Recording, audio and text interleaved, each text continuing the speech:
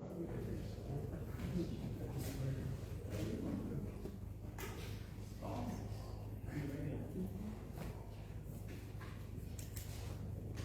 see me doing that? Yeah. All right, good evening. First, I want to remind everybody, if you turn your cell phones on silent, make sure they're on silent before we get started. My name is Tony Crawford, and I will be the moderator this evening. Bev Stevens is going to be our timer, and she's also been a participant in helping with questions. And we've got other people in our community that have helped us to work these questions that we're going to ask each of the candidates. We work together to bring you an opportunity to hear what these candidates see as the future of McLendon-Chisholm. We want to thank each one of them for taking the time to attend this forum. I want to take an opportunity to remind all of us that our viewpoints and our opinions are very important in a democracy. We ask this evening that you maintain an air of professionalism and strive to voice your opinions and viewpoints at the ballot box and not while our candidates are speaking. Please feel free to show your appreciation to our candidates with polite applause when appropriate. We will now begin with opening statements from our candidates. Speaking order within each contested race was determined by coin toss. Each will be allotted 2 minutes and will begin with Council Place 6. Oh, well, first of all, I want to apologize to Floyd McLendon Jr. for not having his name on our flyer, and to Michael Hermanson for spelling his name 15 different ways, which were all correct, by the way, but they weren't his correct. So I apologize for that. We do have a flyer out now that is corrected. So we'll now begin our opening statements. Speaking order, like I said, we had coin toss. Each will be allotted 2 minutes, and we'll begin with Council Place 6, Mr. Rich. Thank you. Running unopposed, yes. My name is Rich Dean, and I'm running for place 6 on the City Council.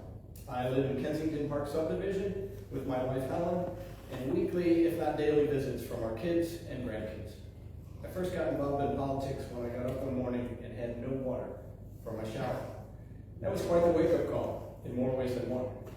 With the drama that ensued surrounding RCH and the City Council, I really wanted to know who was making our decisions and why. That is why I am here today. I was honored to get onto the Planning and Zoning Commission for about a year, and then in June of 2025, I was appointed to the City Council. The reason for the appointment was to fulfill the new City Council makeup, Place 6, which was generated by passing the charter, something that then Councilman Brewer had spearheaded. What drives me today is what drives most people in McLendon-Chisholm. Besides water, it's roads.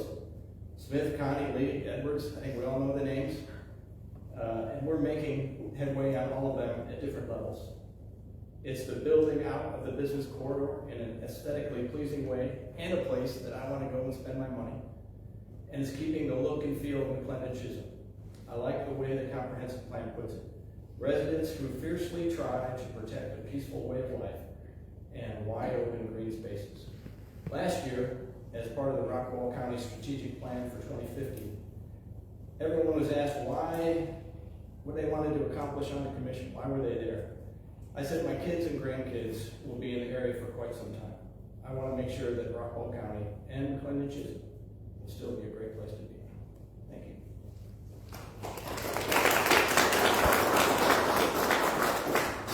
And we will now have opening statements from Council Place 2, and we will begin with Trudy Woessner, followed by Dennis Leonard.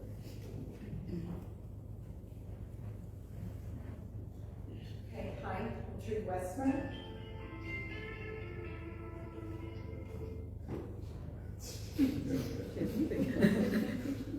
That was the time.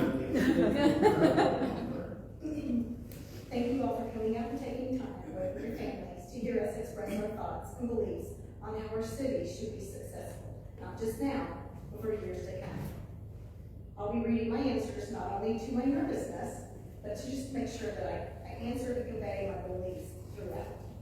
For 30 years, I've been a resident of Rockwall, and 11 of those years here in McLendon-Chisholm. I have a wonderful family that has a servant's heart. My 2 daughters are teachers, and my son-in-law is a police officer.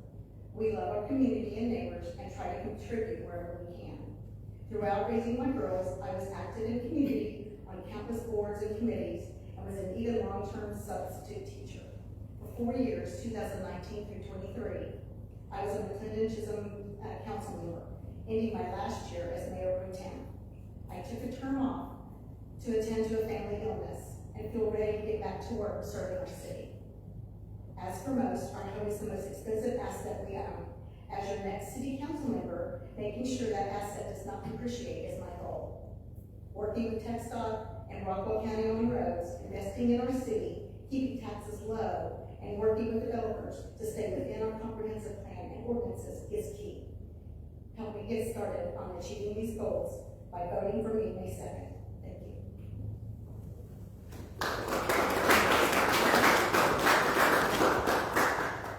you. Yes, Linda. Good evening, I'm Dennis London. I'm not going to stand up because I'll be too far away from the microphone and we won't hear it on the recording. So I've been a member of this council for about 8 months. I've lived in McLendon-Chisholm for about 8 years. And the entire time that I've been here, I've been somewhat involved in politics, whether it was locally through my HOA, where I actually was the president for a couple of years, or to where I decided that we had problems down in Austin and I ran for state rep. So that's why some of you may recognize my name or you recognize the signs you've seen them before. I've still advocated for this city, and I've advocated for this county, and I've advocated for the state of Texas. But when the opportunity came up to serve on this council, I also know that the government that impacts us the most is the one that is closest to us. So the one that I chose to do when the opportunity came up was to put my name in the hat for the seat here on the council. In doing so, during these 8 months, we've managed to accomplish more than probably the last 4 to 6 years worth of city councils. And I only say that because councils didn't fail to plan, they just failed to act. This council, under Mayor McNeil and with the men that were sitting up here, we all put into action what we said we were going to do. We said we were going to fix roads, we fixed roads. We said we were going to address wastewater management, we addressed wastewater management. Everything that we said we were doing, we did. And being a part of that has been an absolute honor. And I was glad that I was able to help author and put forth and get past our ETJ subdivision ordinance amendment, which specifically tells all of our developers that if you want to develop in our ETJ, you have to play by our rules, not us playing by your rules. We needed to put guardrails, and we're doing it. We're also addressing all of the long-standing, overdue ordinances for many of what's going on in the city. My name is Dennis London, running for Council Place 2.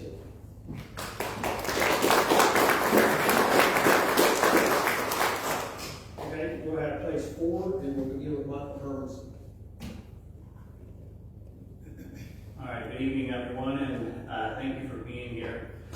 My name is Mike Hermanson. I'm running for place 4 on City Council.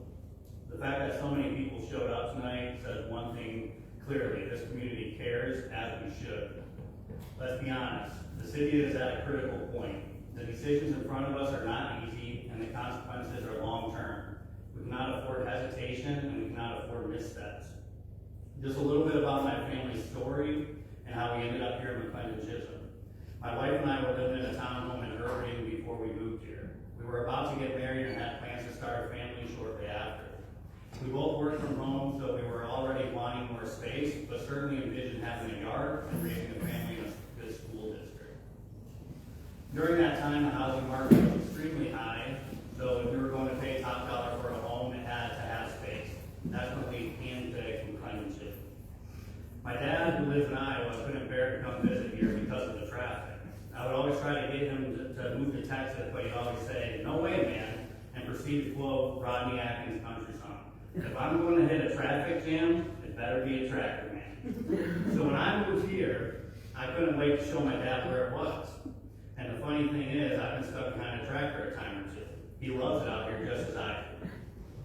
And I want to keep it that way. But most importantly, protect the character that we discovered when we picked McLendon-Chisholm. That's why I'm running. That's why I support and want to join this current council.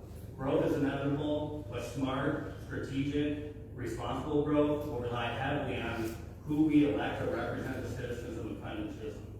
And I hope tonight you see myself as the right candidate to do so. Thank you.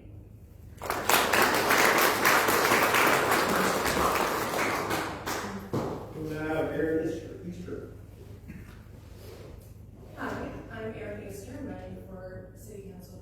4. I lived at McLendon-Chisholm for 6 years with my husband Michael at Chisholm Crossing 4, just down the road. We have 2 adult children. Our son and son-in-law are both active duty military, serving in the Navy and Air Force respectively. We moved to McLendon-Chisholm in part because of my job. I work for AT&T. I'm coming up on my 30th year anniversary, and I plan to retire in the next year or so. I spent most of my career as a project manager, which can have a lot of different contexts depending on where you are working. For me, I manage teams across the world, including here in the US, Israel, Europe, and India. Our product line that we develop generates $500 million in revenue.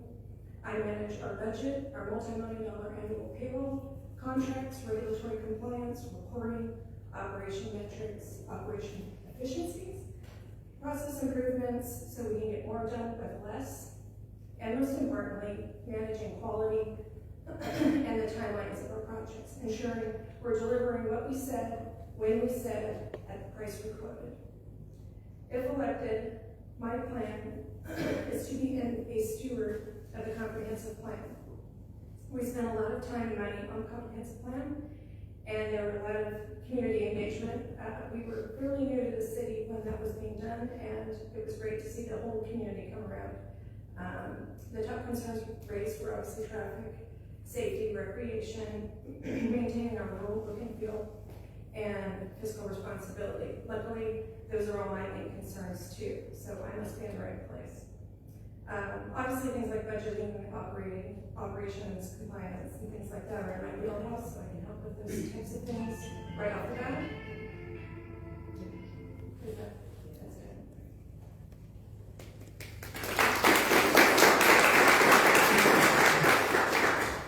We will now have opening statements for the mayoral race, and we'll begin with Jerry Brewer. Good evening. My name is Jerry Brewer. My wife, Tanya, and I chose McLendon-Chisholm nearly 6 years ago because we believe in what this community stands for: family, safety, and strong future. Tanya is a retired federal prosecutor, and we're proud parents and grandparents.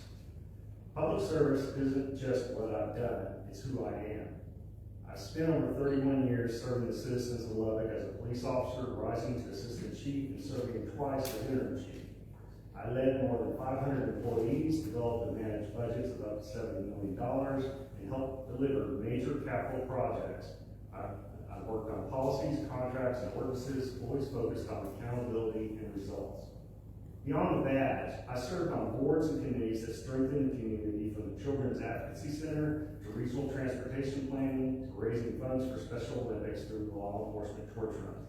I've stood before city councils, spoken to the media, engaged directly with citizens in town halls and neighborhood meetings, because leadership means showing up and listening. Since moving here, I've continued that service as an HOA president, volunteer, city council member, and mayor pro tem.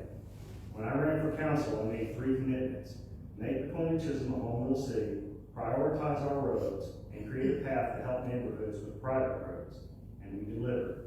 I led the effort to pass our home rule charter. Road projects are now underway, and I authored an ordinance giving more neighborhoods a fair path to receive street services. That's what leadership looks like: clear vision, decisive action, and real results. I'm running for mayor to keep that momentum going, preparing for the growth, addressing challenges head on, and delivering essential services while protecting what makes our city special. And I will do it while keeping property taxes among the lowest in the state. Because this isn't just where I live, it's my home. And I'm ready to lead us forward. Thank you.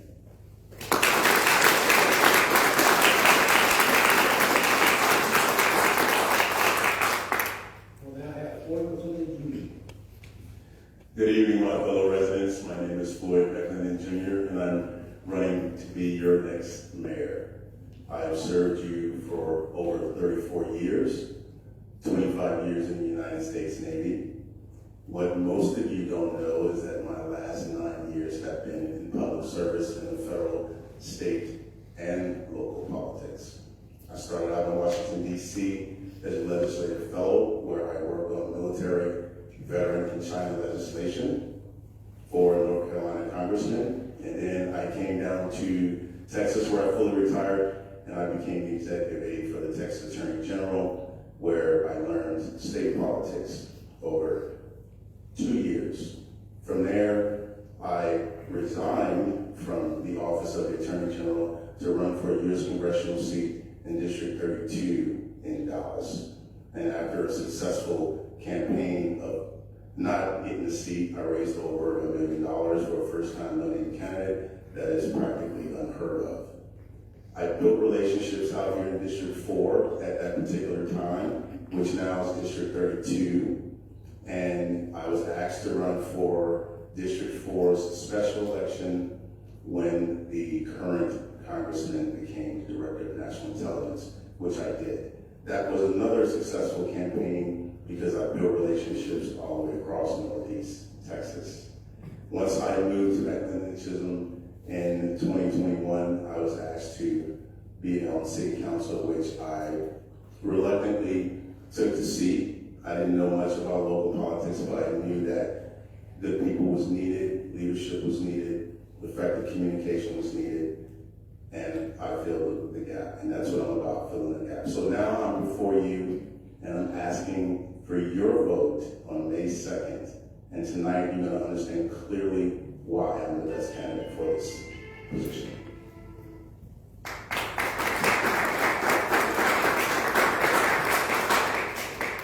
Okay, we will now present questions to each candidate in the following order with 2-minute responses, meaning they have 2 minutes to respond. They don't have to use the whole 2 minutes, but we have given them 2 minutes. If they go a little bit over about a few seconds, then we don't want to cut them off right away. Then they can do that. But we do want to hold it to 2 minutes as much as possible. We'll start with Council Member Place 6, which is Rich T. Tell me when you're ready. All right. Okay. Is that for me or? Turn your mic on. Thank you, Dennis. What do you believe can be done to protect the remaining open spaces in our city? Great question. And I would say adherence to the comprehensive plan is one of them. And I think we need to recruit people also for the Parks Board that Don Goodwin is heading up. I think it needs to be part of the discussion every time we see a developer coming in, that we ask them about parks, that we ask them about trails and what they're going to do to keep that going. So really, that's what I thought that would be. Your view on the status of city roads and streets, and what should the county do to reduce congestion and improve mobility? My view, for what it's worth, which is at best we are helpful in setting the cities and the county's direction for those roads. We don't own them, but one thing that I think we've seen being helpful this past year is that we showed up at meetings and we basically lobbied for the roads that intersect through McLendon-Chisholm.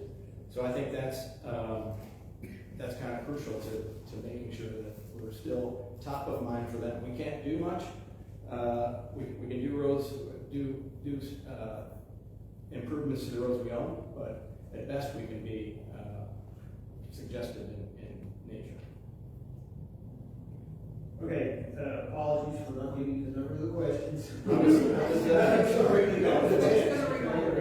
So this would be question number 4. Should, and I appreciate Mr. McLean telling me that I did do that. Number 4, should FM 550 be prioritized by the county for modernization? Well, I think to the extent we can sway what the county does, I think we should do it. And 550 certainly is going to start getting a whole lot more traffic as we build up a business corridor. So yeah, I see that we need, but in order to do that, there's monthly meetings. We need to show up at the roads consortium and just speak our piece to be able to get on top of mind for them. That's the only way I can see doing anything with 550 is keeping bugging county. We will now have council member place 2, and we will begin with Ms. Woessner. Woessner, I'm sorry. I'll leave your name. So, yeah, we served on our board together, so I should know that, Woessner. We'll begin with you, and the first question will be number 1. Question number 1. Your vision for making McLendon-Chisholm a great place to live, work, and raise a family. Okay, so my vision is to have a stable city budget, a great connection with our neighbors and surrounding communities, and utilities that is at a cost that is actually affordable.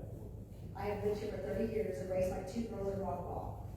We care about what happens here in Rockwall, and we are service to our area, and we don't plan on going anywhere. So we just want our area to be what everybody wants, clean, healthy, fresh air, all that stuff. And that's what will bring in young families, and that's what my vision is. Thank you. Mr. London, same question. You may repeat it. That's right. Okay. So my vision for McLendon-Chisholm in making it a great place to live, we don't need to make it a great place to live. It already is. What we need to do is protect the rural character, protect what we already have. We do that by keeping our density low, by trying to hold developers as close as possible to our development, to our comprehensive plan. We maintain our rural character throughout our commercial developments as well as through all of our residential and public areas. We provide safe neighborhoods. Right now, we don't have a police department, and that is just fine. We don't need one. We are years away from ever having to need one. But we work with the county sheriff, and we have that, we have that service available to us. We also need to maintain our financial stability. We fought to keep our taxes low. Yes, we had a little bit of a raise, but we're still only just above 9 cents, the lowest in North Texas, if not most of Texas. 9 cents.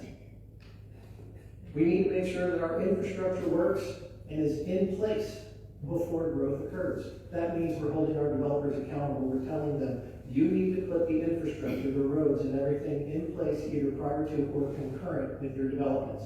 Not after the fact. We shouldn't be an afterthought. And I don't want McLendon-Chisholm to become just another concrete corridor.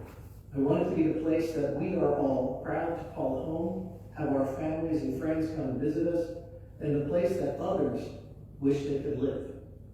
Thank you.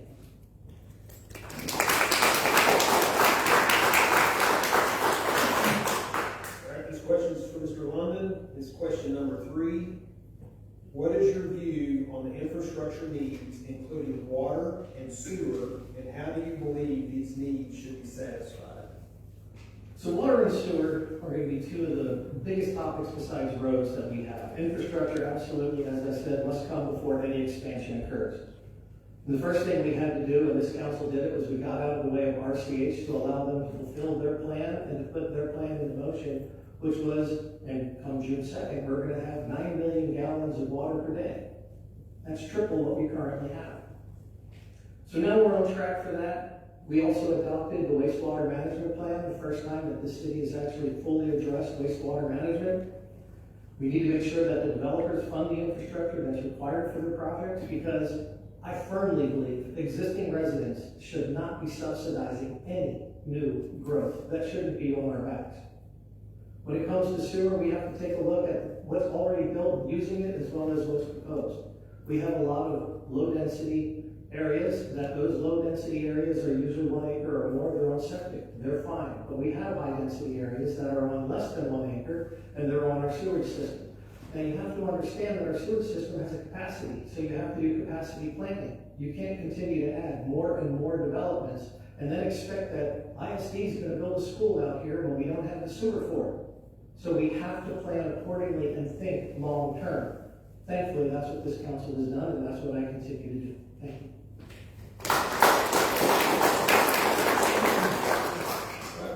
Ms. Woessner, same question. You may repeat question 3.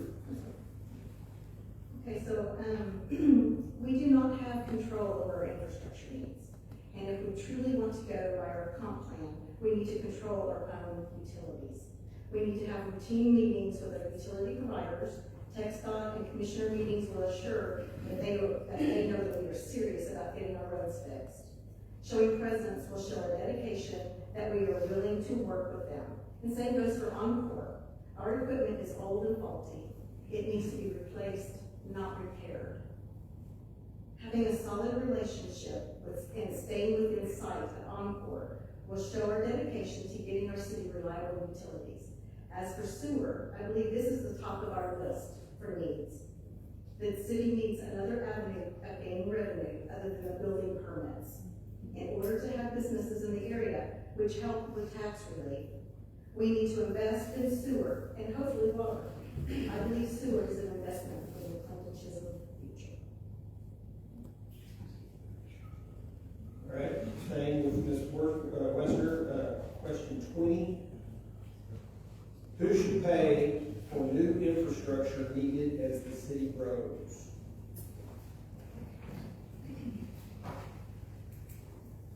If you're talking about the streets, the owner of the streets should be responsible. Any development should have an HOA and they will take care of their streets, just like most housing developments in our city. If you were talking about sewer, it is the developer's responsibility to provide sewer to the homes they build. With the council approving the new private to city roads ordinance, the city is taking on 25% more debt for each neighborhood that signs a petition for their private roads to be turned over to the city.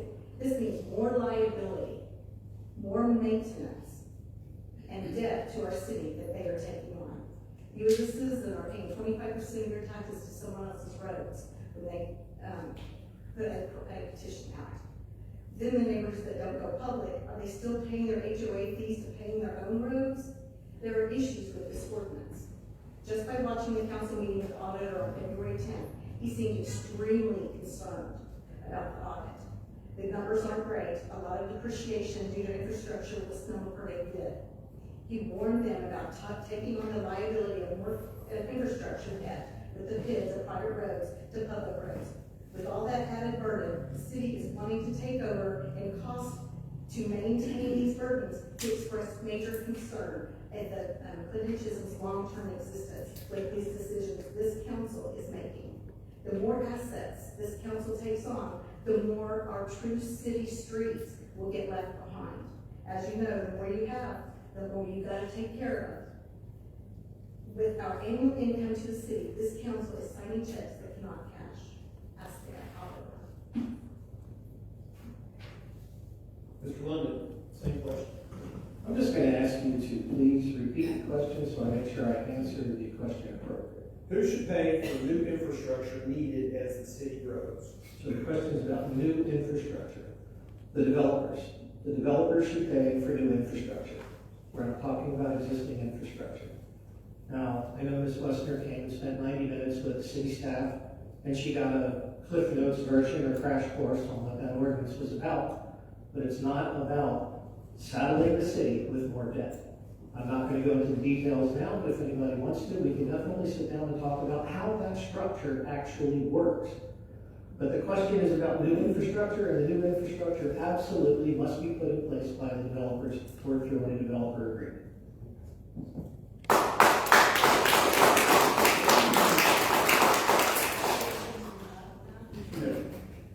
Just ask a question. You can answer the next question if you want to say something.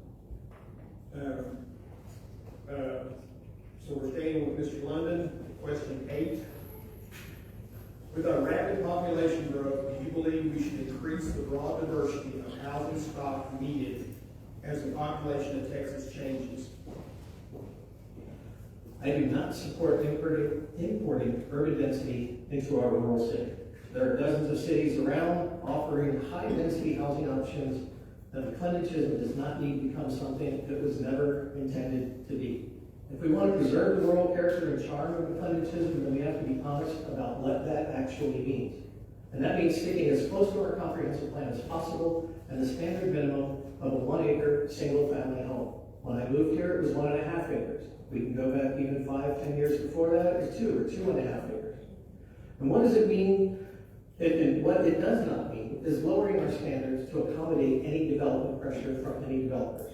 We're being told that there are hundreds of people who are just waiting to move here, and they can't afford the homes that we have today.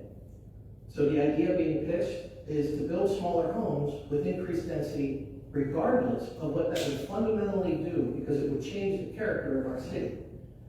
The developers really don't care. They don't live here. We do. But here's the question no one wants to answer. Why is it our responsibility to accommodate the wants and needs of people who don't live here? The families who live here today have made the sacrifices. They've worked hard, they saved, they invested to live in this community. That didn't happen by accident, and it shouldn't be undone by any policy made by anyone. Our job as a city council is not to reshape McLendon-Chisholm to meet the so-called market demands of any developers. Our job is to represent the people who already live here. Because like a business, you're not just our customers, you're our stockholders, and we're responsible to you.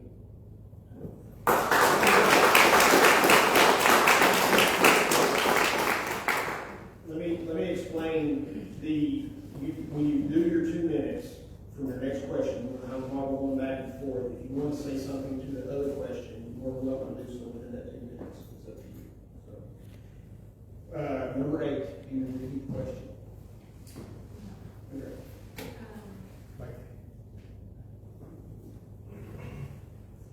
Going to our comp plan is where we go to govern how we grow the city. The comp plan has already been pre-planned. Our housing stock needs, so this question is irrelevant. Residential developments usually get their own market data. Growth is something we are all experiencing, and housing options are a part of that conversation. At the city level, our role isn't to dictate the market, but to ensure that development is responsible, aligns with our zoning, infrastructure capacity, and preserves the character of our community. I believe in thoughtful planning, making sure that any development fits our city's vision and serves current and future residents well.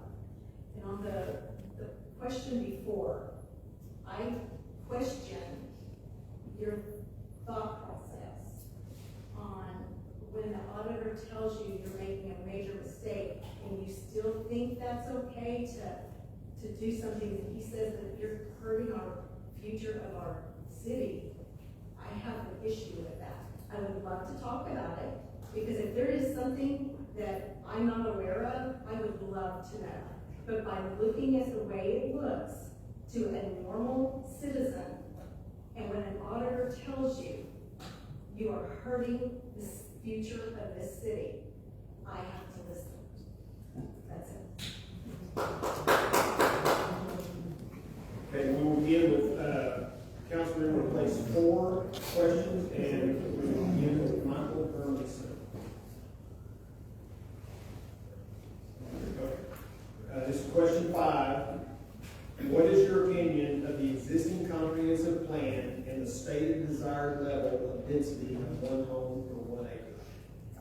Yeah, so I agree with most of the comprehensive plan. I support it, especially keeping our 1 home per acre minimum. Again, that's kind of why I moved out here myself, and I know a lot of others as well. Now the plan is a guide, but it's a very important guide. Without a comprehensive plan, you're not building a city, you're just adding pieces and hoping they work. So it's something that we really do need to utilize and uphold as a standard. Analogy, it's like having no groceries in the home and piecing together a meal. It just doesn't turn out the same. You can just ask my wife. So as far as how I feel about it, certainly agree with most of it. I think it's something that perhaps has to be combed through quite often to make sure we are upholding and living by that guide, if at all possible, especially when we're having conversations with developers. So yeah, let's keep that 1 home per acre minimum, and keep improving the city. Thank you.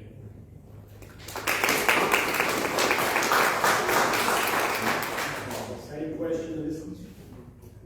All right. I love the comprehensive plan.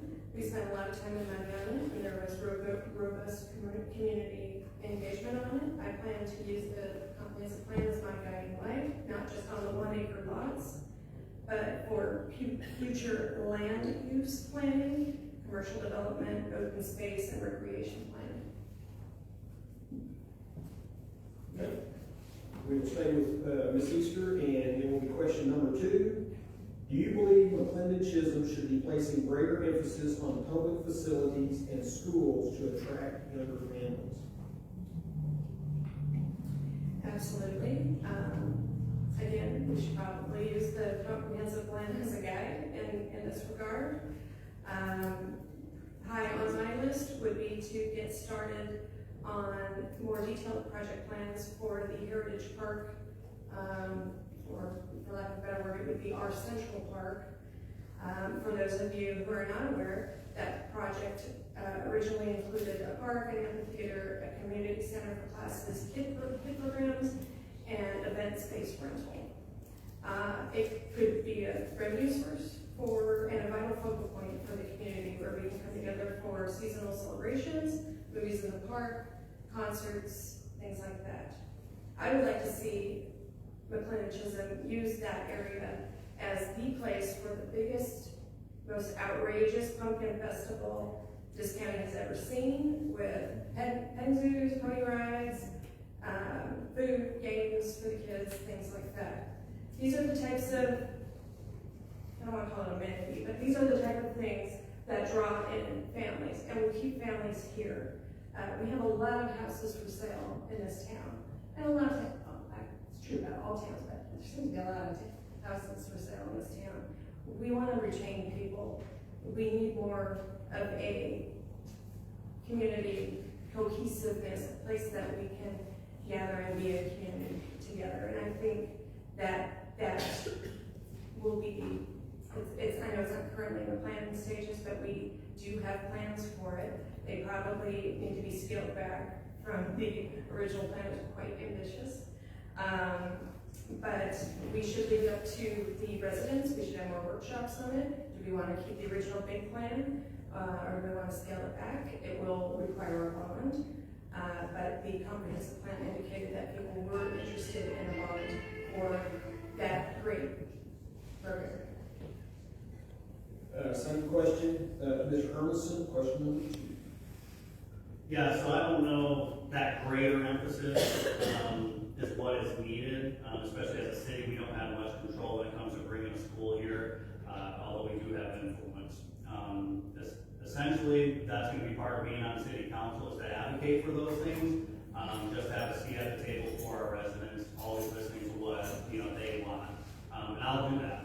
Especially as I mentioned, my wife and I are starting our own family, so it's something that I am passionate about when I start to think about where my daughter will grow up and go to school.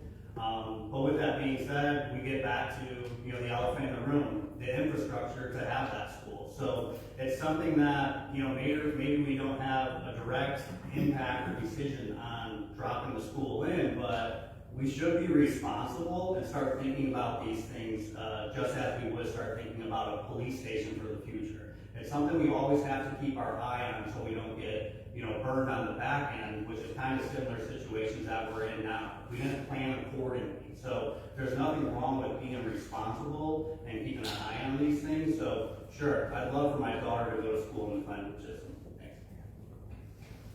All right, we'll stay with Mr. Hermanson. Will be question 6. What measure would you take to protect our natural resources, green spaces, and promote sustainable growth?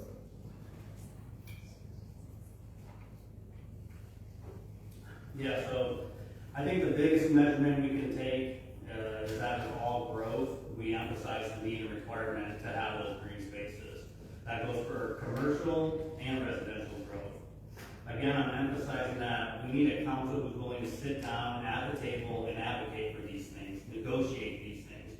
We need to remember, though, that it's important to understand growth is here. It's not coming, it is here. So we need to work with those who are wanting to invest in our city, whether it be residential or commercial developers, always putting our residents first, though. Thank you. Ms. Easter?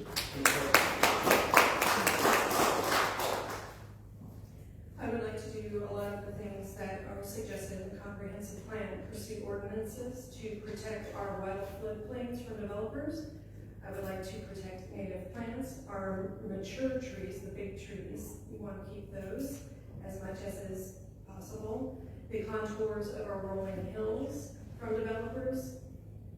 I personally would like to sow bluebonnet fields wherever practical, just as Governor Ann Richardson and Lady Bird Johnson advocated for. If there's a field out there that someone doesn't have cows on, would they allow us to come and spread bluebonnet seeds? I'd love to see that. I'd also like to see it around the edges of all of our roads. I'd like to start some fundraising efforts and explore grant opportunities to buy land to keep as open space. So we are not always relying on developers that may not come to some critical open space areas that we want to maintain. And then of course, explore grant opportunities to connect the neighborhoods down 550 here with white trails to link the City Hall Heritage Park area here with the commercial center at 205 and 550, and possibly even connect to Heath's new trail system so residents can access from our park, Heath Central Park, and the Penny Lane Park at the lake. That would be an awesome bike ride for residents of the entire county, and it would be the recreational jewel of the county for sure.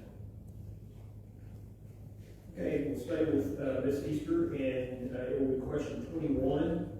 There are varying views on the need for commercial development. What are your views on the need for commercial development, and what type of businesses should we seek to attract?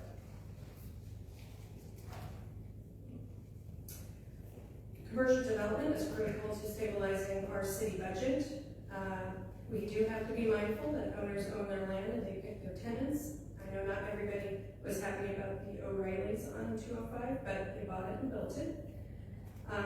But we do have some ability to attract businesses, and they should conform to our comprehensive plan, rural small town feel, so that we don't look like everywhere else in the county. This current city council has done an amazing job on the overlay and the ordinances, and we should just keep it rolling and make sure that we're advocating for very large setbacks and large trees. Sometimes I'll see these developments, they got these little skinny trees and they don't live beyond 6 months. Now, we want big honking trees. And as far as the type of businesses I would like to encourage, top on my list would be a farm-to-table restaurant, rural small-town feel, small retail like ice cream bakery, small boutique hotel might even be possible, as long as it wasn't more than 1 or 2 stories, and of course a small grocery store, which has always been important. Yeah, we certainly need commercial development. We need the money. As well as, just having commercial development for our citizens to, live, shop, eat, play, whatever have you. As far as the businesses go, we can't just handpick what's going to be here, obviously.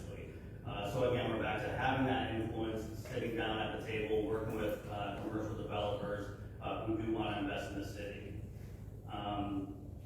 With that being said, what type of businesses should we bring in? This goes back to question 10, which we weren't asked, but businesses that can survive a economic downturn, the resiliency. So when I think of bringing businesses in here, sure we want the leisure, the respite, and the play and the dining, but some of the essentials like grocery stores, pharmacies, healthcare offices, a bank, the list goes on. So something that could survive an economic downturn so the city doesn't suffer in that case.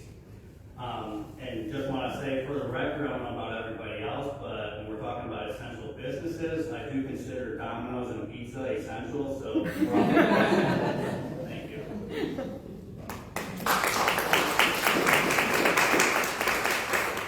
Before we go to the next section, I'll do a bit of explaining why I'm reading a question number.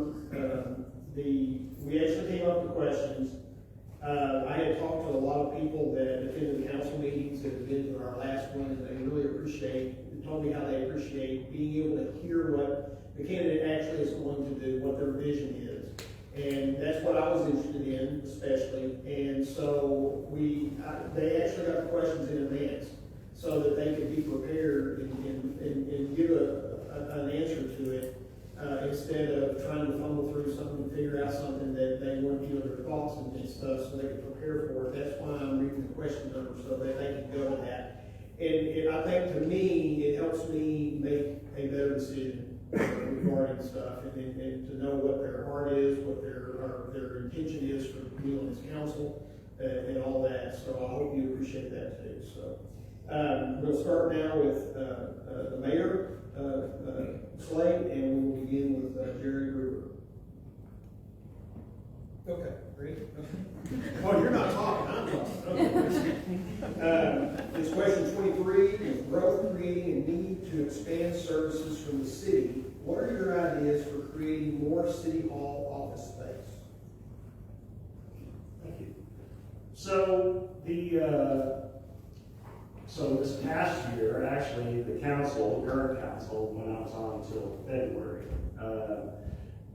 we already have been working on that. We in the short term, we've in the process of renovating a old building that we've had in possession. It was used for storage for files and mystery things, and it's been cleaned out, and now it's being refurbished to be additional office space for our public works director, and he's also our codes officer, Mark Woodruff, great guy.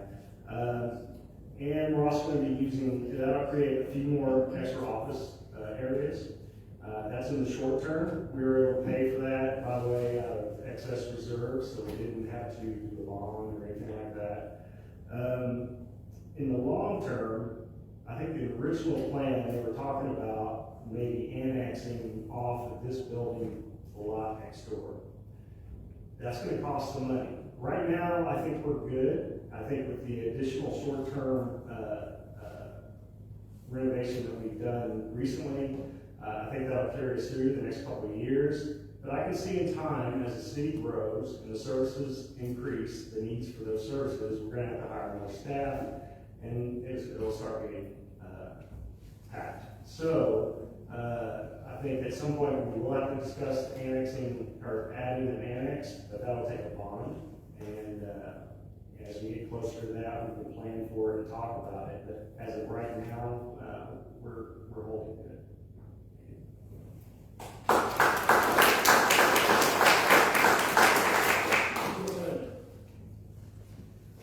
As our city grows, we do need a plan for our expanded services, but we just need to be responsible and do it in phases, okay? And my approach is the right size city hall, but it's based on actual need and not projected demand alone. So first, we evaluate how efficient we're using our current spaces, right? So that's through our workflow improvements, it's through our shared workspaces, it's through technology that reduces the need for physical expansion. Second, if additional space is needed, then we look at cost-effective options, such as expanding existing facilities or utilizing multi-use spaces before committing to a new standalone building. And third, like for a long-term investment, we must align with our financial capacity and growth trajectory. So we should not burden taxpayers prematurely with capital projects. And the goal is pretty simple. We provide our staff with the space they need to serve residents while maintaining fiscal discipline and planning for sustainable growth. We should expand when it's needed, not just because it's possible. And good governance is not about building more, it's about building at the right time in the right way. We're going to stick with Mr. McLendon for the next question. It'll be question 10. What specific approaches would you implement to diversify the local economy and create resiliency against economic downturns? And you had to jump into that question. Right. Resiliency, economic resiliency starts with diversification, okay? And must fit with the character and infrastructure realities of our city, McLendon-Chisholm. So my approach would focus on attracting and supporting low-impact, community-compatible economic activities. And this is small businesses, this is professional services, this is neighborhood serving retail that strengthens the tax base without overburdening roads, water, and public services. Second, we should be intentional about creating the right conditions for business success, meaning clear development standards, predictable processes, and infrastructure planning that supports the thoughtful commercial opportunities in appropriate areas. And third, we need to reduce the over-reliance of any one type of revenue or the development pattern, right? A resilient local economy includes a healthy mix of residential stability, small business growth, and selective commercial investment. And then we must invest in quality of life assets, which is what we don't have right now. Parks, trails, community spaces. This is what builds strong communities that attract both families and responsible businesses. The goal is not growth for growth's sake. It's to build a stable, diversified economy that can weather downturns and serve our residents well over the long term. Mr. Gruber, same question. So as I mentioned, I used to live in Lubbock, and the economy always managed to grow 2 to 3% a year there. And the reason being because it had a governmental portion, a major university, and a regional, local, and retail hub that serviced the West Texas industry in New Mexico. It's much different for our city here. McLendon-Chisholm has a strong, affluent residential base, but we rely heavily on residential growth in outside cities for jobs, retail, and revenue. So my approach is not overdevelopment, it's smart, targeted commercial development. We need to bring the right kind of businesses that fit our character and strengthen our financial future. That means local, retail, professional services, and small businesses. So we can keep more of our tax base here while preserving what makes McLendon-Chisholm special.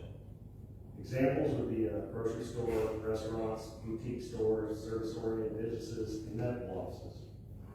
I think this approach will better serve us to increase sales tax revenue while preserving community character and should give us some measure of protection from economic downturns. Thank you. We will stay with Mr. Brewer and question 11. Do you support developments with 3 to 4 homes per acre or other levels of high density development, and how should the city balance development to preserve our unique small character? That's a big question. So, in answer to the first question, do you support developments with 3 to 4 homes per acre or other levels of high density development?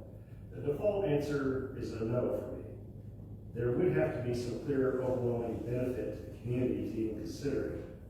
If you look at the newest Sonoma Verde North and East developments, which were approved by the council that myself and Mr. McLendon served on together at the time, the gross density is under 2.5 homes per acre. That's the gross density. The net density, which you take out all the acreage around that's not being used, is substantially higher. It is in the 3 and 4, between 3 and 4. But I would not want to go any more than that. Balancing growth while protecting the identity of McLendon-Chisholm comes down to being intentional, not reactive. The goal isn't to stop development, but to shape it so it strengthens what residents already love about the community. One thing to note about the Sonoma Verde North, that was an exception. As I said, by 3, my default answer is a no. Anything above 3.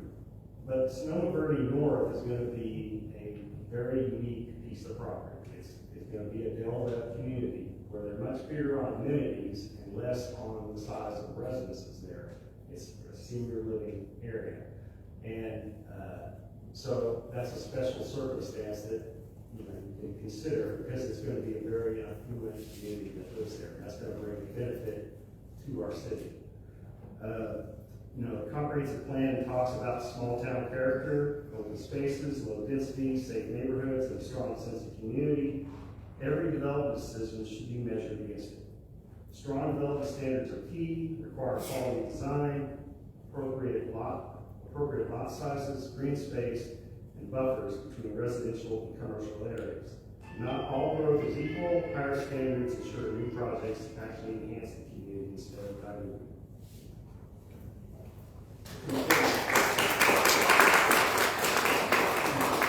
As a general rule, I do widespread, 3 to 4 homes per acre, in the development of McLendon-Chisholm.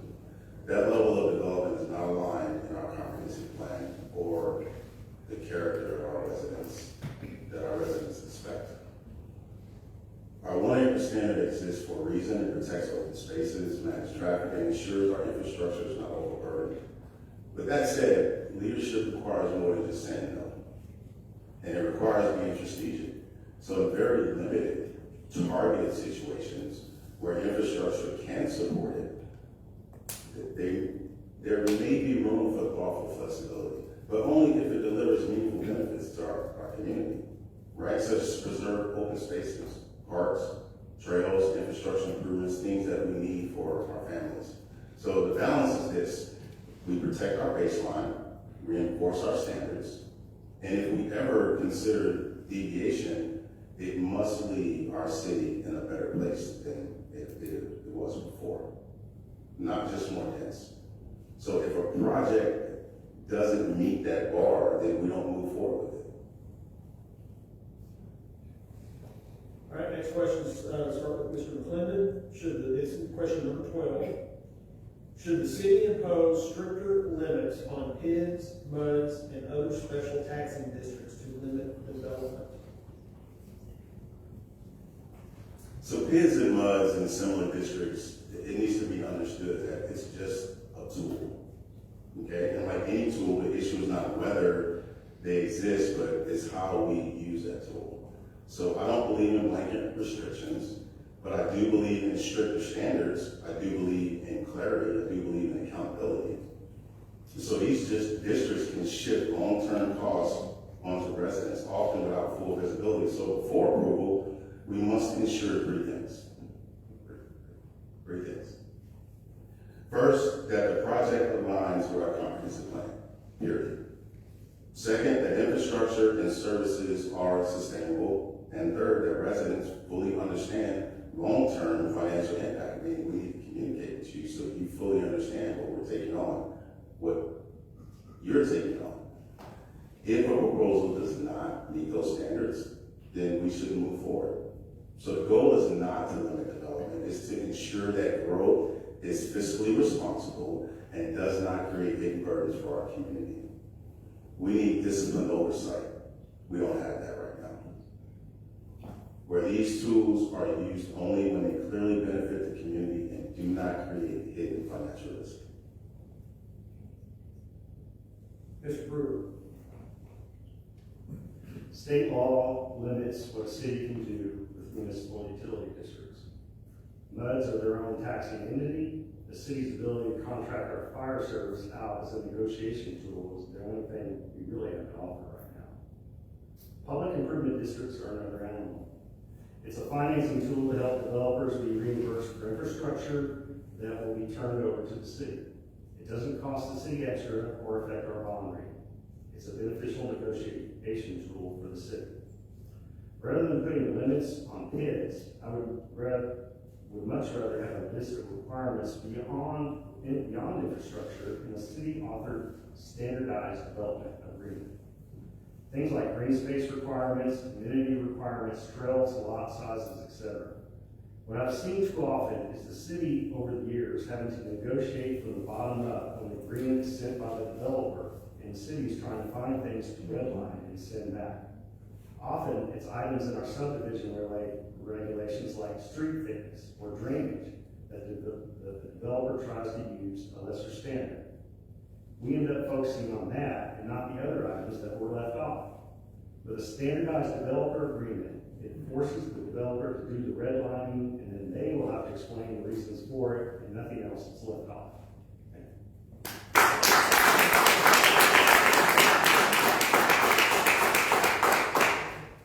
Mr. Brewer, question 13. The citizens of McLendon-Chisholm carry over 90% of the burden for the fire department, and yet it covers a much larger area, including several subdivisions in the ETJ and unincorporated area. Is this fair and equitable, and what can be done to address this issue? It's not equitable, but it's complicated. Currently, we receive about $164,000 from the county to service a large area of the county known as Fire District 22. Our annual budget for the fire department is just under $2 million. Calls outside of the city are about 40 to 50% of the total annual calls. Realistically, I don't see the county giving us $1 million a year. So what are our choices? We can pull out the contract and lose what funding that we've gotten from the county. We risk losing mutual aids with other cities and potentially can complicate our relationship with the county for things we currently benefit from at no cost, such as law enforcement services and dispatching services. We also potentially get a worse ISO rating, which affects home insurance rates. If the other cities pull out as well, that may trigger a county emergency services district election, which has its own board with the abilities to contract the city. We may be able to get a better contract, but there's no guarantee on that. Also, while those cities participating in the ESD would have daily operational control of their own departments, how they are used in the district would be left up to the ESD board, not the municipalities. Another funding mechanism is contracting with MUDs, but then we are in effect feeding the beast on high-density housing, and also the max funding doesn't start at the beginning. It takes time as houses are completed. So we would be in a deficit for a while before it started paying significantly to diminish our costs, depending on the contract negotiated. We have to look at the whole picture and work towards a solution that solves one problem, but doesn't cause issues in other areas of our relationship with Rockwall County. So an option I'm leaning towards is to ask for more money from the county and work through reducing the size of Fire District 22 to more evenly distribute the call load in the county. That may be difficult, but it's worth a try first before doing anything else.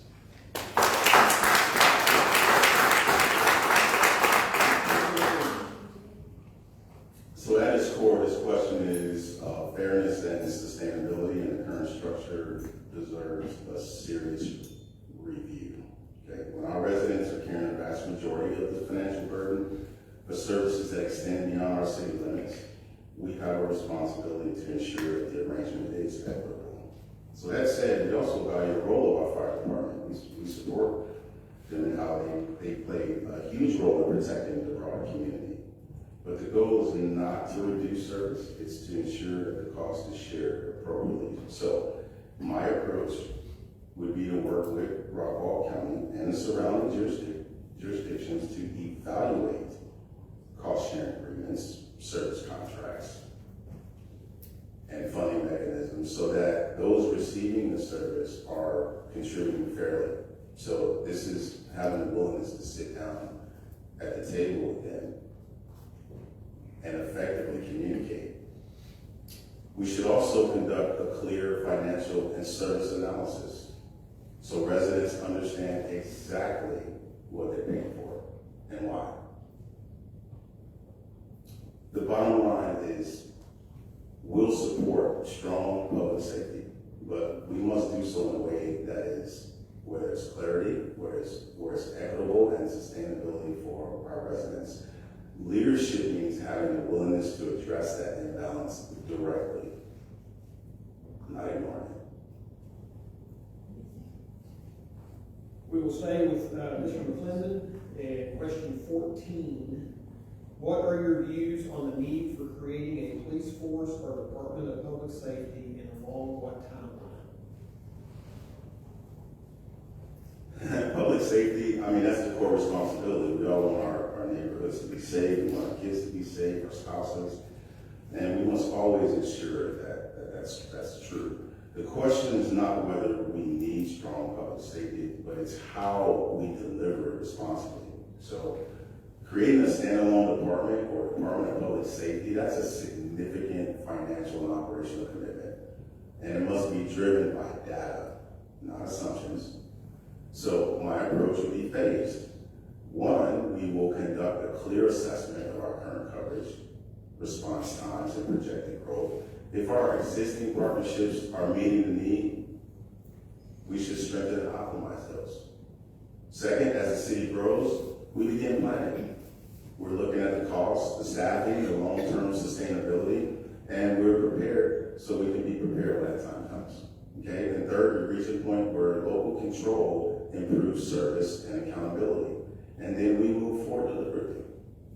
So the timeline should be phased based on need, growth, and fiscal readiness, not pressure or perception. Mr. Brewer.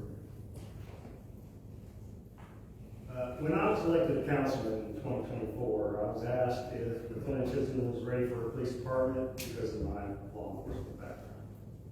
And I said it was not then, and I still say so today. In my judgment, based on call load and types of calls the sheriff department responds to now, we are realistically looking at 5 to 10 years before even beginning that discussion.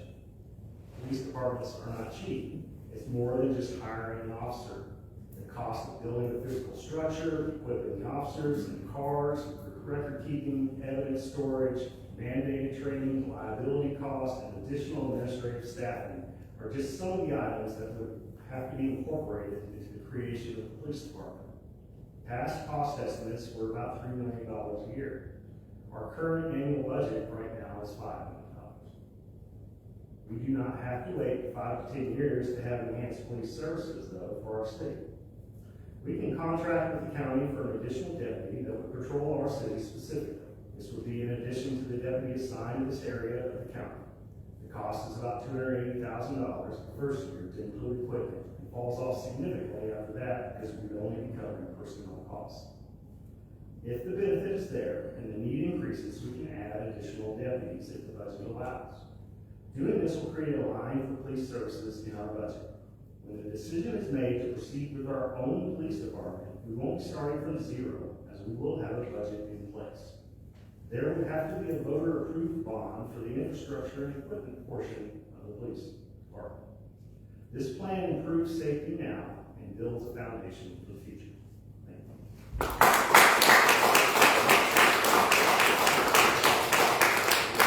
We will stay with Mr. Brewer, and then question 22. Will you pledge to work and bring an RISD elementary and middle school to McLendon-Chisholm? Yes, I'm willing to work with RISD to bring a school or schools to our city. They own actually 2 different pieces of property here, one's in Verde and one just down the street here. I think realistically, the next school bond would probably be 2027, 2028 maybe. But I would certainly be in there to advocate for having a school specifically in the bond package. And that would be my red line as far as supporting the schools, is we need to have McLendon-Chisholm represented in there in that bond package. Because for several years, we've all kind of been told the school's coming, and bond packages passed, and yet we still have 2 vacant lots that we are not in school yet. I think the infrastructure is there. We talked about sewage study, and we have enough capacity to cover the schools. I think the growth overall with the developments that have come in will justify a school. So I just have to be assured, though, that when we get to that bond package, that MC is represented. Thank you.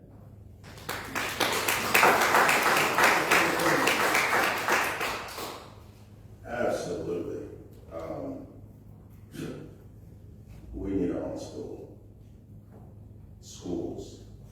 It's important to be clear, though, that the city does not control school placement. So, and the responsibility lies with Rockwell ISD.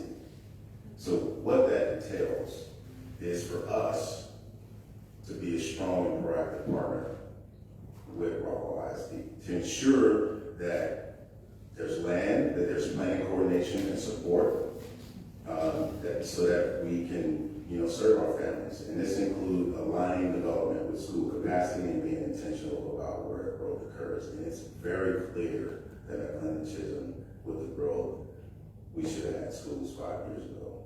So the data supports the need for elementary and middle schools here. I will advocate for them. I will collaborate with the district, and I will help remove any barriers that stand in the way. So this is about partnership and planning and making sure our families have access to quality education community grows. We will stay with Mr. McLendon. It'll be question 16. What are your views on financial viability of the city budget and what should be done to correct deficiencies? Well, my view is it's not optional. There needs to be financial viability, and it's the foundation of everything we do in this city. So if there are deficiencies in the budget, we must address it directly with clarity and discipline. And that starts with a clear line-by-line understanding of where we are when it comes to revenue, expenditures, and long-term obligations. And the approach is threefold. We prioritize core services and infrastructure, ensuring that essential needs like water, roads, public safety are fully supported. We eliminate inefficiencies and avoid commitments that outpace our revenue. Growth must be aligned with our financial capacity. Third, we strengthen the revenue base responsibly through thoughtful, low-impact economic development, not by shifting additional burden onto our residents. The goal is simple. It's a balanced, sustainable budget that protects taxpayers today and positions the city for the future. If there are deficiencies, as your mayor, we're going to address it directly so that you understand and we restore long-term stability. Mr. Brewer. First, let me say, the city's not broke, and we have been operating under a balanced budget with adequate general reserves in place. The utility reserves account took a hit due to the sewer line break this past year, so this is the process of being built up. Efficiencies in collection of past due accounts is being addressed in partnership with RCH. The main sources of revenue for the city are building permits and fees, property taxes, and sales tax. The concern for me is the sustainability of relying on permanent revenue in the long term. Our budget relies heavily on growth. Things like building permits and development fees are the biggest source of our revenues to fund everyday operations. The problem is growth is not guaranteed. When it slows down, and it will at some point, those revenues will diminish, but the expenses won't. So how do we address this? One, we build a core budget that stands on its own without depending on constant growth. Two, we promote the commercial district to draw in more sales tax revenue to offset dependence on building permits. The next is the transition development fees to become one-time capital funds for short-term projects instead of being part of the revenue for ongoing operations. Be disciplined about spending. Long-term funding sources need to be identified before expanding services. Have a long-term financial plan, 5 to 10 years out. So we're not reacting year to year, but actually planning for the future of the city. Growth by itself is not a financial plan. And I won't gamble this city's future pretending it is.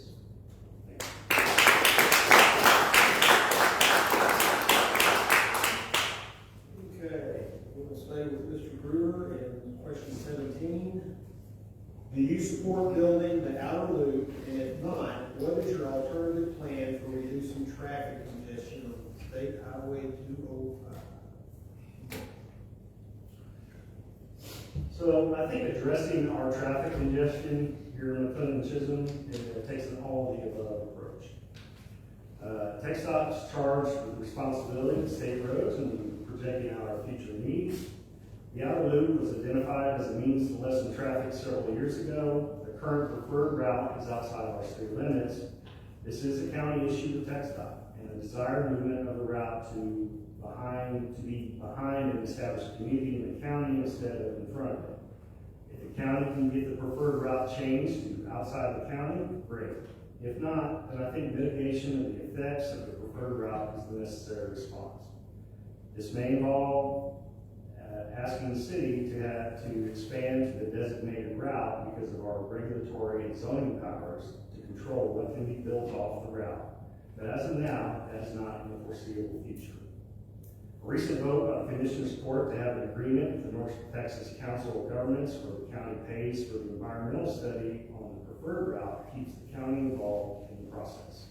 Being involved is a good thing. Although I will be monitoring the discussions, as of this time, it does not appear the outer loop will be in the path of the city.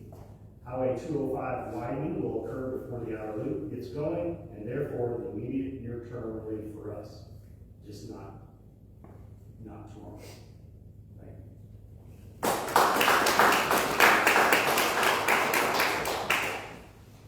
The outer loop is a significant regional project, right? And it deserves a careful consideration, but let's be clear, it's coming. There's nothing that we can do about that. At the same time, we can't wait on a single large project to solve our traffic challenges.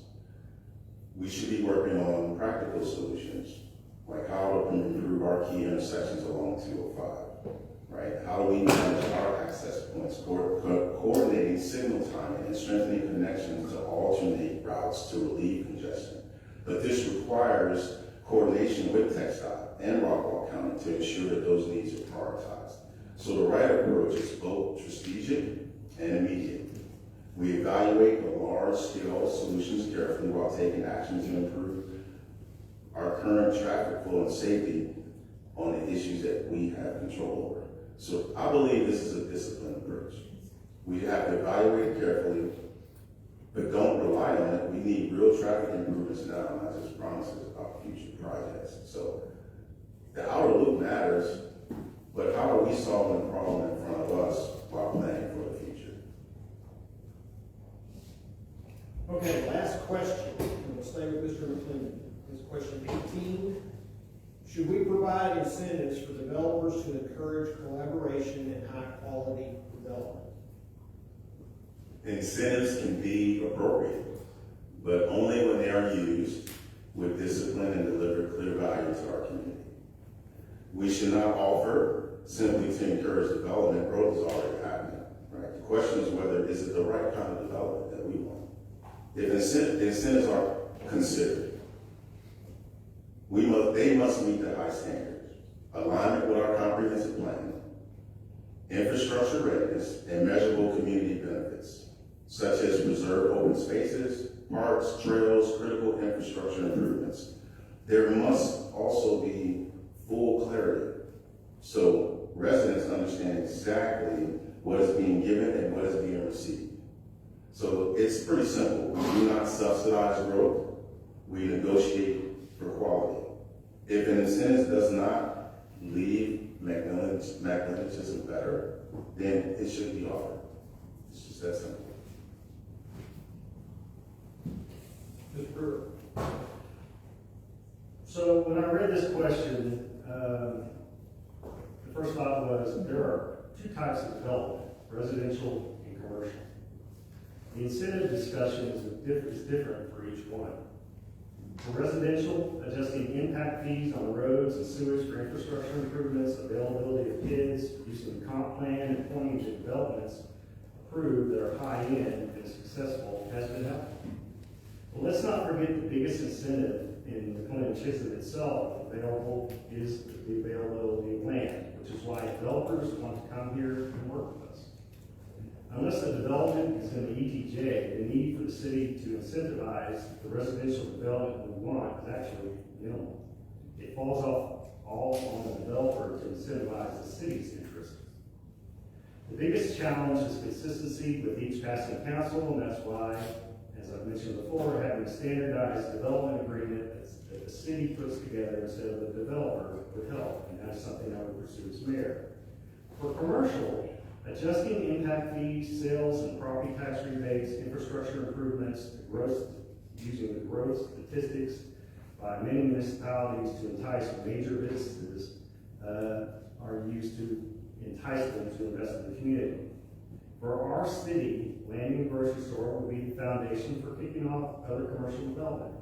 We don't have to incentivize every business that comes here, just the first major one. You do the first one, the others will show up.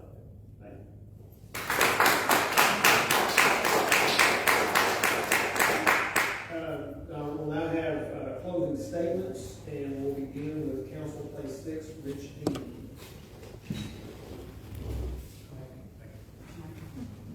In a while.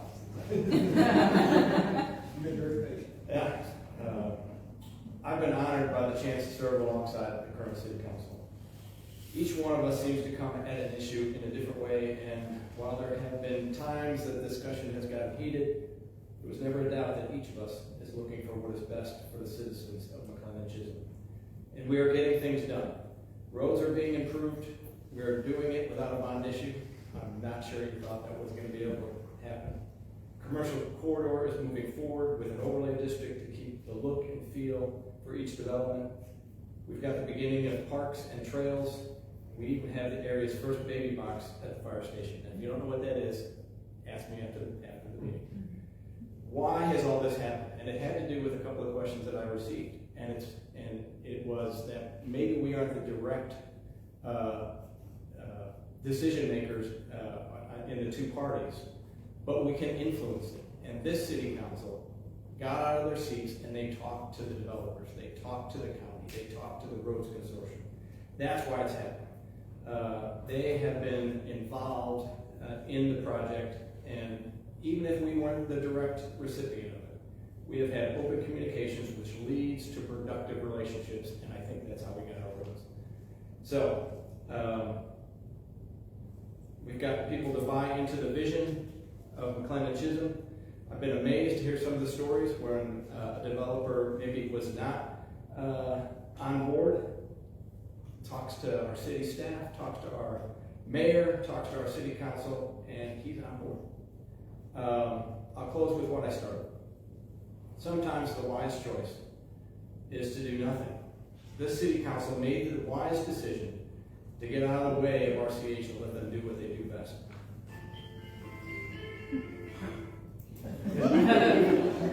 That meant stopping the lawsuits. What did it feel like when the previous city council had us suing ourselves? Think about that if you haven't thought about that in a while.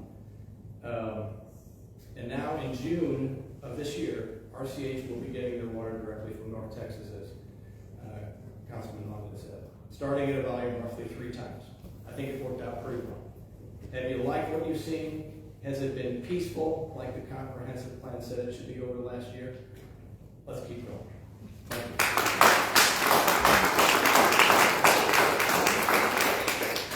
you. We will now have council place 2, and this time we'll begin with Mr. London. Thank you, Mr. Crawford. Appreciate you running the show here tonight. Thank you, everybody, for coming out. And tonight you heard a lot about keeping taxes low. And currently we do have the lowest tax rate in not just North Texas, but I'm here in Texas. My opponent stated she would have supported a 21-cent tax rate back in 2021, but yet we're still at 9 cents now. And I may be a Marine, but I know that 9 is less than 21. We've heard a lot about low density. I didn't endorse the developer's candidate. I fought against him because we know that they were bringing high density to this area. We didn't want that. I've heard that we need parks and trails and community spaces. Well, folks, that costs money. That means you're going to have to pay taxes to cover the cost of those parks, trails, community spaces. My opponent stated the city needs to run the utilities. That directly grows government. We don't want to grow government. We want to keep it as small as it needs to be. We don't need to go any larger. And that's it, not just someone to do billing and management. That's an entire department to run each one of those utilities. That costs more money, which means more taxes. And in the ETJ ordinance that I offered, I made sure it offered clarity and predictability. In our commercial overlay ordinance, we made sure that that offered clarity and predictability. And up here on the dais, our job is to make sure that we offer clarity and predictability to you. We also have to have clarity and predictability with one another. We have to know what each other is wanting to do with what we're proposing. That's what I'm here for. Clarity and predictability. You should know what the council has in store for your city. Thank you.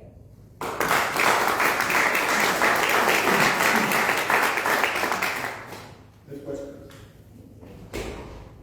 In the end, it's what the citizens want, and I'm just a voice for them. I feel I have more experience, have a better understanding of our city and the citizens and what they want. If it's important to them, it's important to me.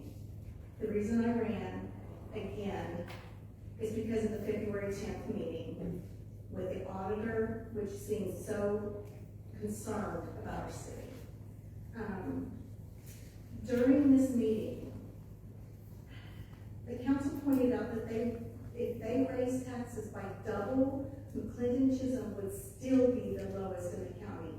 The auditor stated that the Sonoma Verde residents feel their PID assessment is their property taxes, and therefore feel that McLendon-Chisholm does not have a low property tax, but it is actually very high to them. Now, this council is considering to double the McLendon-Chisholm taxes. I'm concerned if they truly understand what they're trying to do. I will have, in my opinion, you don't raise taxes to keep up with the other cities. You look at your budget and adjust the taxes by the need to run your city. This is how you properly get your tax assessment. On my city council Facebook page, I'm going to have a 10-minute video for you to see what I'm talking about, where the auditor explains to them how harmful their decisions are being to this city. This is not, when I state that we want to own our own utilities, I'm not talking tomorrow. I'm talking down the road. This council doesn't seem to, in my opinion, doesn't seem to look to the future. They're more about what's going on right now, what they can get right now. They're like that, what they call that, the instant gratification. And I find that's a problem. And that's why I'm running, is to make sure they stay financially, not just now, but for our future. Okay, we will now have council place 4, and we'll begin with Ms. Erin. Thank you for the opportunity to be here and share our ideas, and I appreciate Tony in particular for coordinating all of this. I'm sure it was a lot of work. And to Mr. Hermanson for being such a pleasant candidate to run with. In closing, if elected, I want to finish what we started by the plans that have been laid with the comprehensive plan and use it as our guiding principle for doing all of our legislative work here in the city, because that's what we said we all wanted. If we want nice things in the future, which I do, we need to be prudent in our spending now and plan for the future needs such as roads, commercial development, and recreational development, so that the plans are ready to go, but then execute as the budget allows, or as bonds are passed if people want bonds. And if they don't want bonds, that's fine too. We'll just wait. I want our city to be beautiful. I want our city to be unique within our county. I want to be cooperative with our neighbors and our regional partners, the state, and pretty much anyone else we work with. And I want our city to be a financial success for the long term. And through careful planning and careful spending, I think we can get there. Mr. Hermanson.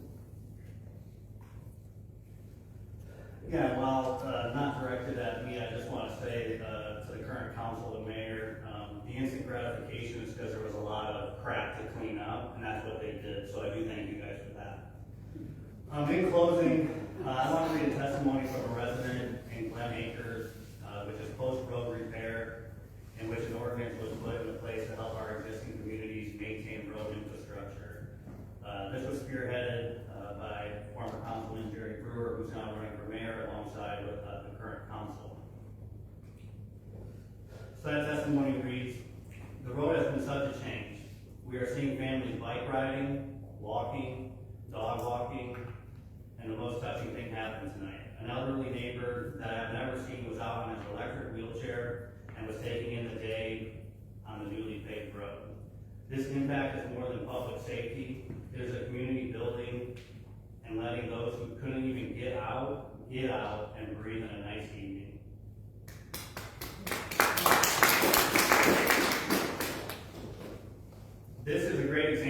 how we should be working as a council to serve our community. This is a council I want to be a part of. Sure, not every decision we make up here is gonna have that sort of tug at the heartstrings impact, but they all will be equally as important. On May 2nd, please consider voting for me. Vote for momentum, vote for progress, vote for love, vote for McLendon-Chisholm, vote for home. Thank you.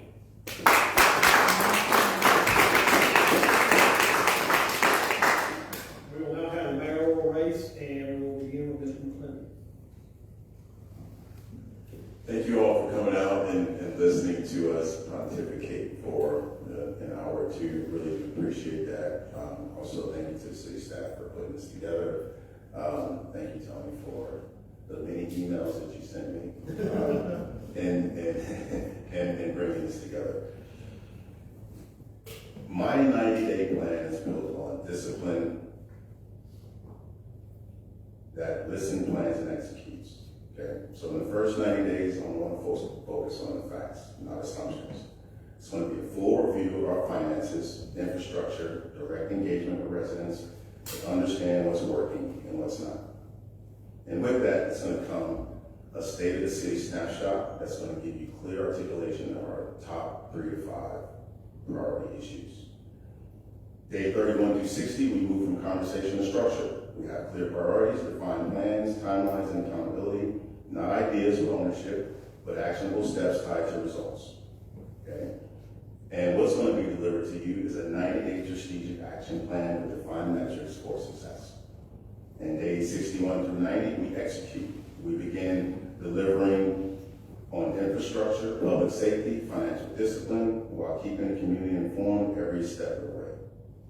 And what I will owe you at 90 days is a progress report that's going to have demonstrated early wins, next phase roadmap. Some will offer broad visions, will pontificate about what's coming, will tell you what we can't do or what we aren't able to do. I position from a solution-based mindset, always have. I'm offering a plan grounded in execution, accountability, and results. So in the first 90 days, my commitment is simple. Listen with intention, lead with clarity, act with discipline. Our city deserves leadership that is steady, accountable, and focused on delivering real results, not promises. Because this city doesn't need more talk. It needs leadership you can measure, leadership you can trust, and leadership that delivers. Starting on day 1. Floyd McLendon Jr., hopefully I earned your vote tonight. Thank you. Mr. Trudy. Thank you, Tony and Bev and Chisholm Crossing HOA for hosting this forum. And thank you all in the audience for attending. Democracy only succeeds if people participate. And the fact that you all are here is very reassuring to me. You're kind of in a unique spot because my opponent and I both served on the council. We've actually served a year together on the council. So there is a record out there of our votes. There's a record out there of our actions. And there's a record out there of involvement in many different things. I encourage you to look at it. I can point it out, but we'll talk about it maybe later. And here's the biggest thing. It's being responsive. That's the biggest issue.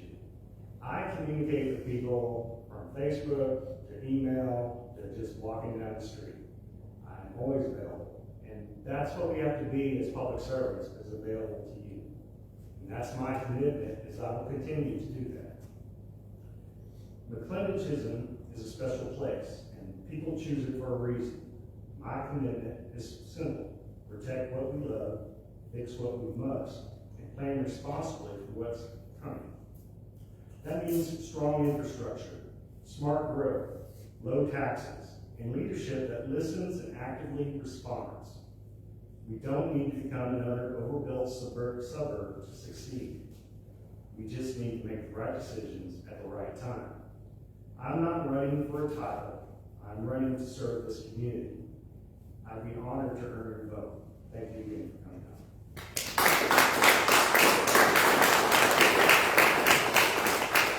Okay, we appreciate y'all being here.